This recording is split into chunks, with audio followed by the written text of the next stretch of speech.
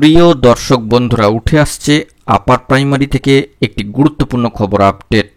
গতকালকে আমরা দেখেছি যে আপার প্রাইমারির ক্ষেত্রে পশ্চিমবঙ্গ আপার প্রাইমারি চাকরি প্রার্থী মঞ্চের যোগ্য বঞ্চিত চাকরি প্রার্থীরা একেবারে কমিশন অভিযানকে কেন্দ্র করে এক বিরাট অভিযান কর্মসূচি কিন্তু সফল করেছেন এবং সেই সূত্র ধরে গতকালকে উঠে এসেছে বিশেষ কিছু সংবাদ আপডেট এবং এই মুহূর্তে আর্জেন্ট ভিত্তিতে কিছু তথ্য উঠে আসছে, তাই ভিডিওটা আপনাদের জন্য ক্রিয়েট করা। ভিডিওটিকে অবশ্যই শেষ পর্যন্ত ওয়াচ করবেন, চ্যানেলটিকে অতি অবশ্যই সাবস্ক্রাইব করে নিয়ে সঙ্গে থাকবেন।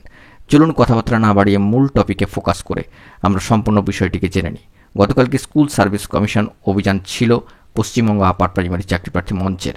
গুরুত্বপূর্ণভাবে সেই কর্মসূচি কিন্তু পালিত হয়েছে, কয়েক হাজার চাকরি প্রার্থীরা সেখানে জমায়েত করেছেন।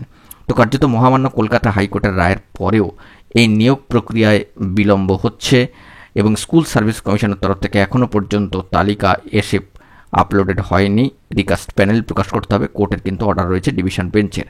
তো আপার প্রাইমারি চাকরি প্রার্থী মঞ্চের তরফে বৃহস্পতিবার এই অভিযোগে সল্টলেকের সেক্টর 5 মেট্রো থেকে মিছিল করতে গিয়ে সেখানে কমিশনের অফিসের সামনে অবস্থান বিক্ষোভ কর্মসূচি পালিত হয়।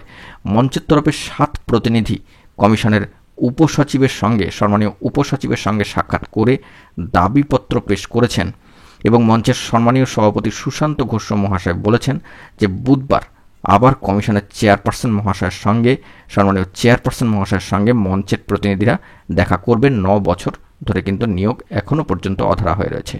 তো এই বিষয়ে তারা তো অবশ্যই কর্মসূচি পালন করেছেন, এটা যেরকম একটা দিক, ঠিক তেমনইভাবে আগামী বুধবার দিন আবারও একটি সাক্ষাৎকার পর্ব রয়েছে।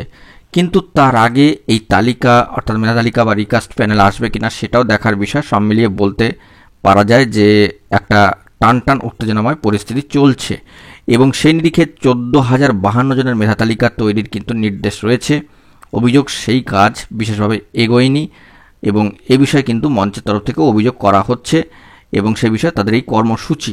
কিন্তু তারা চাইছেন যে পুজোর আগেই চূড়ান্ত মেধা তালিকা প্রকাশ করে অন্তত প্রথম কাউন্সেলিং শেষ করে সুপারিশপত্র দিতে হবে এবং কোট আনকোট এই বিষয়ে কমিশন সূত্রে উঠে আসছে গুরুত্বপূর্ণ খবর আপডেট। তো কমিশন সূত্রে এই বিষয়ে সম্মানীয় কমিশনের এক সম্মানীয় কর্তা কোট আনকোট বলেন যে মহামান্য আদালতের নির্দেশের পরে সবে 2 সপ্তাহ পেরিয়েছে, তালিকার কাজ সতর্কভাবেই কিন্তু করা হচ্ছে। অর্থাৎ এটা বুঝতে পারছেন সামাজিক গণমাধ্যমের সূত্র ধরে যে বার্তাটি উঠে আসছে যে কমিশন কিন্তু এবারে অত্যন্ত সতর্কভাবে কার্যাবলী সম্পন্ন করছেন। গত যে লিস্ট বার হয়েছিল এবং সেখানে প্রায় 8,900 মতো প্রার্থীর কিন্তু ফার্স্ট ফেজে কাউন্সেলিং পর্ব হয়েছিল, সেখান থেকে কিছু আবার অ্যাবসেন্টও ছিলেন। তো এই কাজটা খুব সতর্কভাবেই করতে হবে, এটা স্বাভাবিক ব্যাপার, কারণ ভুল ত্রুটি থাকলে আবারও কিন্তু একটা নতুন জট বা জটলা তৈরি হতে পারে আইনানুগ দিক থেকে। তো এই বিষয়ে কোট আনকোট যে বার্তা উঠে আসছিল, কমিশনের সম্মানীয় এক কর্তা বলেন যে মহামান্য আদালতের নির্দেশের পরে সবে 2 সপ্তাহ পেরিয়েছে, তালিকার কাজ সতর্কভাবে করা হচ্ছে।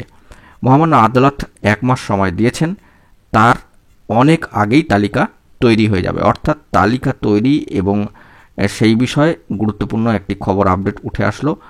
তো এই তালিকা কখন আসবে, কিভাবে আসবে, চাকরি প্রার্থীরা তো অবশ্যই আন্দোলন করেছেন, কর্মসূচি পালন করেছেন, পরবর্তী ক্ষেত্রে কী হবে না হবে সেটাও দেখার বিষয়। তবে কমিশন সূত্রে এই গুরুত্বপূর্ণ বার্তাটি কিন্তু উঠে আসলো তালিকাকে কেন্দ্র করে এবং তালিকা তৈরিকে কেন্দ্র করে।